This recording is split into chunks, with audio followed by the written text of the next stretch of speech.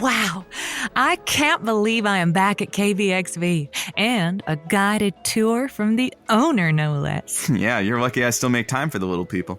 Dr. Mark's dad just sold it to you? Yeah, he said ever since Avery touched it, it was just gross and he didn't want it anymore. Could have saved a lot of trouble if he just made any effort. Speaking of inept fathers, how's Reagan? Great. Honestly, I think Ruby's happier too. They're back at Bobby Pin Manor with a little squirt. I can't believe they named him after you. What? I thought Thick Neck was a family name. Oh, whoops. Okay, go get the elevator. Anywho, let's get to the studio. It's almost time. I just don't know if it's going to be the same. Of course it will. You know what? It'll be better. Bigger audience, more press, cleaner sound. And I found you the absolute best producer money could buy. I wanted you to do it. This was going to be a nice moment and you have sat on it. What? Really? Oh, Frank, but you own the station now. You're really still going to be my producer? Who's going to stop me? How's the move going? Really well. Really well. Alex is bringing the rest of her stuff up today, and the apartment is great. Top floor, lots of windows, balcony where I can grow stuff for Horatio. It's amazing. Doesn't have wheels, though. What if you have to make a quick getaway? I think I'm good on getaways for now. Fair. Well, then park it, bucko. Get your cans on. We got a show to do. All right. Count me in, friend. You got it. Bud. 5, 4, 3, 2, 1. Good night, cuties, and welcome back to Josie's Lonely Hearts Club. I remain your host, Josie Heller. Let's spend the night together. My darlings, boy, are you a sound wave for sore ears. Feels good to be with you again. Longtime fans of the show know you can't keep a good Josie down, but the long arm of the law sure tried to get me pinned. While I was on the inside, it was you who helped me stay sane. Was it exciting? Sure. Was it dangerous, stretching my limits and testing my mettle? Indeedy. I even thought at one point, is this my life now? This chaotic storyline full of betrayals and cliffhangers? When will I ever get back to my cozy booth and my loyal listeners? Because that's all I really want. So I made a promise to myself in that deep dark hole, an early resolution. If I got out, I'd go back to the way the show used to be, except even better. A soft reboot, turning a steel-toed Timberland into a moccasin, and the universe heard me. Because here I am. But what about you, cuties? It's tough times that give us these moments of clarity, so let me hear those resolutions. You can cut out sweets, but first, let me give you a little sugar, especially if you're my new neighbor. That's right. In all this tumult, new year, new me, and now a new home base in Colorado. What shall I call you now, my desert stars? My mountain goats? Well, we'll find out. Because now that I'm back in my seat of power, though it seems to have been adjusted for someone else's height, I want to bring your resolutions into high definition. Program that universal remote to 303-555 KBXV. Wow, gonna be hard to get used to that one. Frank, let's look over our first fixer-upper. Give me the green light to look at your blueprint and we'll have a red-letter day. You know, we've all been blue without you. Coming up first, we have Bryson from Portland, Oregon. Bryson from Portland. Hey, welcome to the show. What up, what up? As we're looking towards the new year, I've made a resolution to be less petty in my relationship. What do they say? You can't sweat the petty stuff, and you shouldn't pet the sweaty stuff. What made you take this resolution? I've been with my partner for 15 years. We're very happy together. Well. But he picks at me for every single thing, the littlest things that I get wrong. You know, it's pronounced croissant, not croissant. We're having dinner, and I was like, these are good vegetables. He's like, actually, that tomato is a fruit, not a vegetable. And so I always get forced into this, like, am too, am not. It is too a vegetable, not a fruit, because you take tomatoes and you make a sauce for your pasta. And maybe some people do call it croissant. We didn't all spend a college year in France, Helder. So it just these little things, these little microaggressions on his part, not mine, just stretch into these huge arguments. And I want to be the bigger person and be less petty about it. I'm really happy that you shared all of that because I heard a couple of things. You say that you want to be less petty, but what I'm hearing is that you want your partner to be less petty. I do think that you might be caught in a little bit of a grievance whirlpool. Josie, I just don't think you understand that these corrections can happen anytime, anywhere. We were at my grandmother's funeral. Oh. And I asked him to hand me a Kleenex, and he said, Kleenex is the brand name. These are tissues. It's from a different company. Ugh. When I really dig deep, I don't even think it's about the corrections. I think that it makes me feel like he doesn't respect me. Here, you know what? Do you guys have a safe word? Yes, we do. You don't have to tell me what it is. I'm going to tell you what it is. Oh, right. It's pitchfork. Wow, that's a good one. How about when things start approaching this quibble territory, you say pitchfork. And this means stop talking about this. I will go and either do some Googling or do some simmering down, or I will determine if this is something I want to be corrected on at all. That's a much better idea than the micro punishments I've been giving him, so thank you for that. No, what were those? Well, mostly when I do the laundry, I leave his socks in the wash. And I don't dry them, and then I put them in his drawer. And then he goes, why are my socks wet? I go, oh, I don't know. Why don't you ask the croissant? Uh-huh. That's very petty, Bryson. Yeah. This is a good resolution. You should say pitchfork a little more before you decide to lash out at your partner. Well, that is great advice. Thank you so much. Helder, honey, don't drink out of that glass. We are waiting for the next resolution to grace our earbuds. And Frank, who is coming up? Well, correct me if I'm wrong, but I believe it's Shonda from Chattanooga, Tennessee. Shonda from Chattanooga. How's it going? What's your resolution, babe? Josie, I have been happily married now for 30 years. And recent empty nesters. And it was hard saying goodbye to our 5 daughters. I didn't know what to do. So my resolution just became to expel what was inside me, all of those thoughts, all that energy I invested as a mother. And so I started journaling about 3 weeks ago. Oh my gosh, congrats. It's a wonderful thing. What have you learned? You know, first and foremost, Stuart and I, for context, Stuart, he is the editor of the Chattanooga Coupon Gazette. Big job. And I was a little shy about trying something new, something my husband is an expert upon. And, well, dang it, just writing about our mundane comings and goings wasn't spicy. So he said, you got to excite it. You know, you got to have a hook. You got to get people into it. So, you know, I kept writing, and I think I really found my groove as a writer. It's this crazy thing. Have you heard of this? It's some sort of way of writing where it's fiction, but it's for fans. It's for fans of things. But here's the thing. I love me. I love Shonda. So I am a fan of myself, and therefore I am a fan of myself in fictions about myself and folks that I encounter in my day-to-day life. First part, I had this crazy idea. I went to McDonald's, and I thought, you know, that Hamburglar, he's handsome. And what if I went to McDonald's and I wasn't just talking to the drive-through man, I was talking to the Hamburglar himself. And so I came on home and I had nugget grease on my fingers, and I swear I wrote something spicier than a Wendy's spicy chicken sandwich, you know, like spicier than Nashville barbecue, and that's saying something. And you know, from there, I don't know, it poured out of me. It was like, next up, Shonda and the Postman. You know, the Postman always comes twice. That was the name of that one. And then, oh my God, Shonda and the lady who bags the groceries. The other day, I was at Quilt Club, and I shared just a little snippet of my latest work. And oh, I swear all the ladies, they were into it. Those sewing needles were steel. But the problem is they immediately guessed that the Shonda in that story was the me Shonda.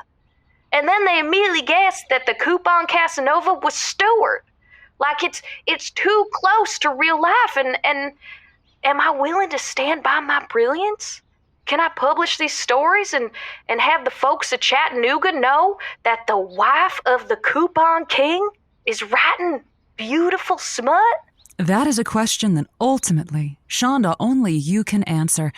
You have to decide how personal you want to get, because pseudonyms exist for a reason. And if you're looking for people who don't mind you being anonymous and want to take your smut in, I don't know just how old you are, Rhonda, but how familiar are you with the internet? I know it exists. The reason I say this is because I am an avid consumer of romance novels myself. You know, I love a good, steamy romance on the page, a good love scene. And in looking up some steamy books, there were websites that had the books already there. And you see, I get really excited about this story that I'm following, and it takes 71 chapters for me to find out that evidently these characters were on television, and that what I was reading was some sort of Breaking Bad fan fiction. The fiction of fans! The fiction of fans! And look, I know that it was set in New Mexico, but I had never seen the show. I had no idea who Walt and Jesse were. I just knew that they were getting into some very, very sexy shenanigans. Well, let me tell you this, because you have got me all fired up. Okay, I am going to dial up Savannah. Savannah is a proud bisexual, and I support her. I feel like Savannah knows about sexy pages in a computer, and I'm going to say, you and me, we gotta talk. And I'm gonna publish this because you're right. My genius is too good to hide. But I want you to know this, Josie.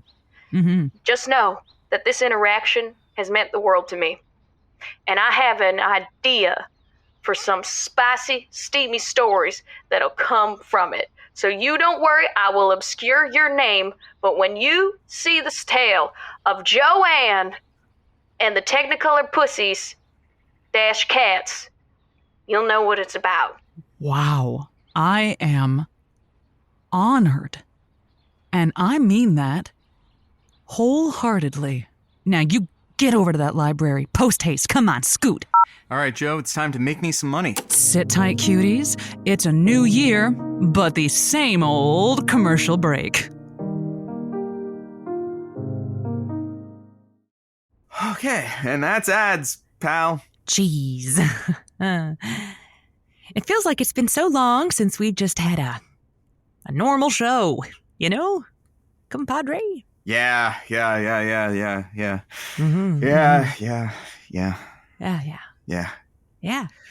Yeah. Huh. Should we? Okay, maybe we should just address the elephant in the room. Yeah. Look, Mia doesn't know what she's talking about. Yeah.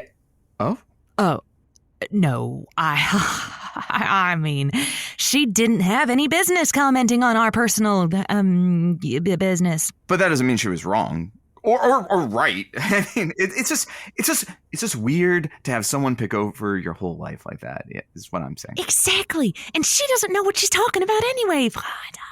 I already said that, didn't I? Yeah. Yeah. I just don't want it to be weird. Is it weird? You're weird.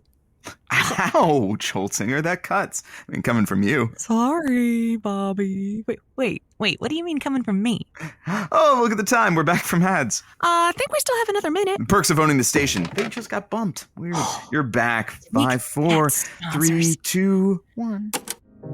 And we're back. Welcome to Josie's Lonely Hearts Club. We are waiting for the next resolution to grace our earbuds. And Frank, who is coming up? We have Molly calling in from Columbia, South Carolina. Molly from Columbia on the East Coast. What is your resolution? Hello, Josie.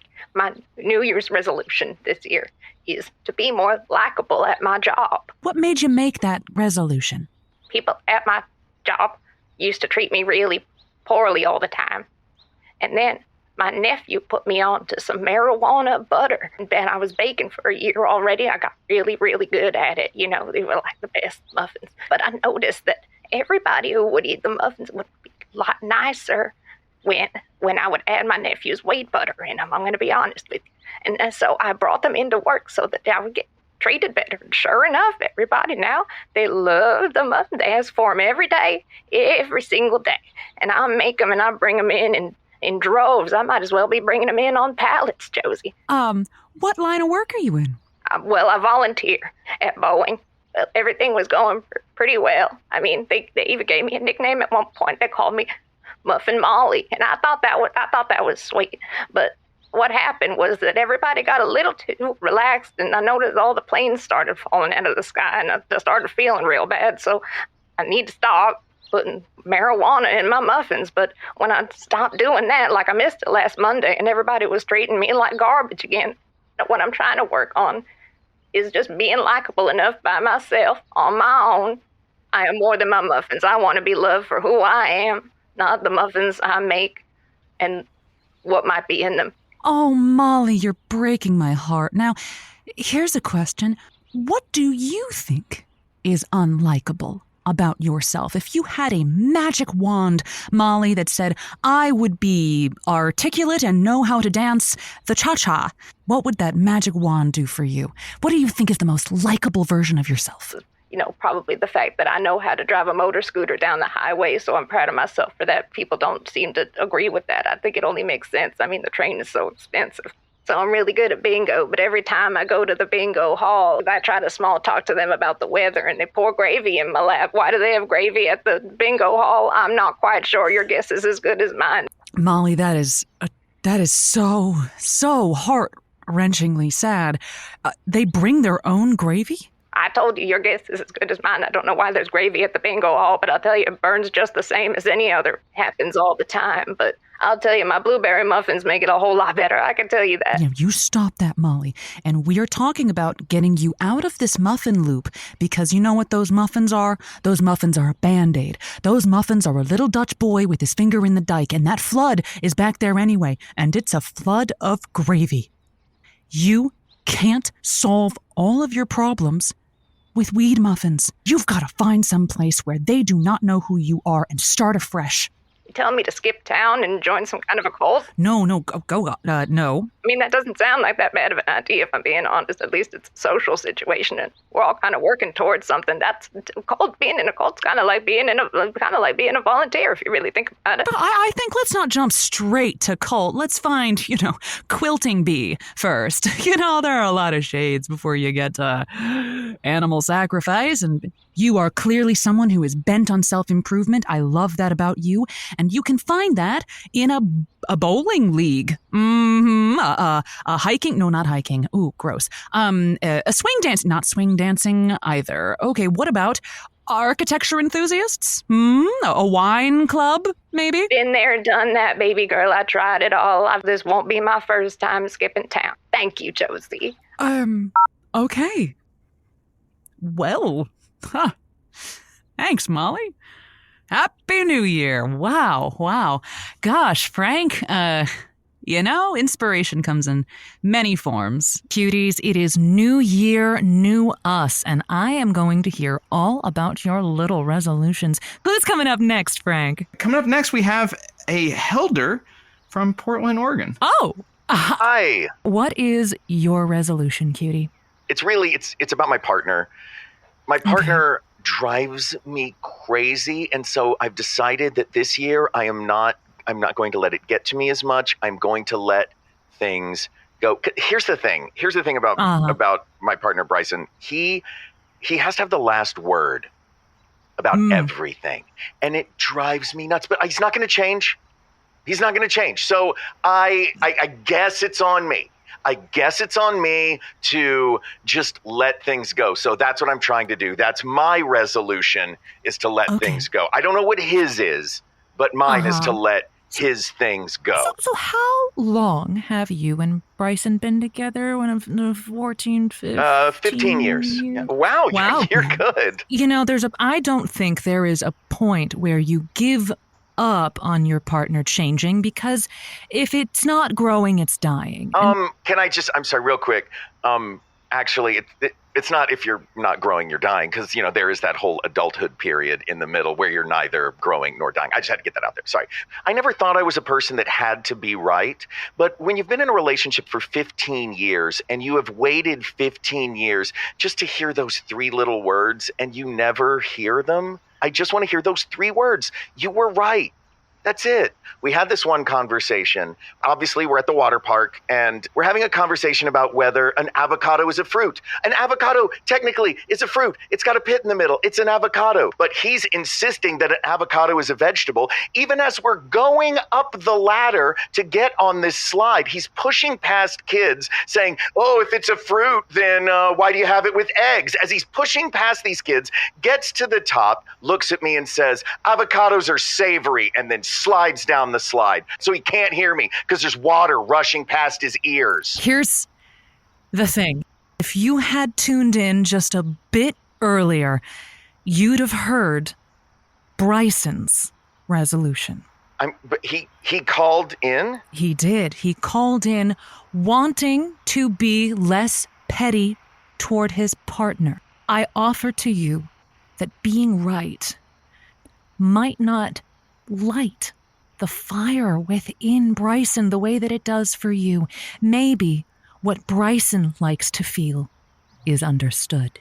This all comes down to one thing, and this is what I would ask Bryson, and maybe it should come from you, is that are you willing to put these quibbles aside? If the 2 of you keep going at loggerheads over these really, really petty disputes and squabbles, they will subsume the bedrock of your relationship. And if you were living in the town of Bedrock, well, you would be sure to get rid of any termites. That structural integrity is all you need. So think about these little quibbles as little termites that you can just flick them off the body of the beautiful house that you have, because the 2 of you are built on pillars of strength and love and respect and many, many postgraduate degrees. Oh, you know what? You're absolutely right. Well, I'm not going to spoil anything. You go run up to that back door and you embrace that man. Actually, I would have to run up to the front door because we're getting a little bit of work done in the back and we can't use the back door right now. Thanks, cuties. Hey, Joe, I got Bryson back on the phone. You don't say. Bryson, hi. How have you been keeping these past couple minutes? I've felt resolute. I really appreciated you telling me that I was right, and I'm gonna pitchfork, and I'm gonna stop soaking the socks, and focus on the love, and not let these little things get in between us anymore. Is that why you called? To say that again? Well, I have one more thing. Look at you, getting the last word. Well, I just want to make sure, because I know things are going to be so much better, that, it all started because I was willing to call in. No, rather than litigate here, there is somebody a matter of feet away from you, and you could just catch up in person and hug it out and explain that you both love each other. One sec. Hey, Joe, this is Helder. Hi again, Helder. Hey, hello. Josie, I'm sorry to do this in front of you, but this is exactly what I'm talking about.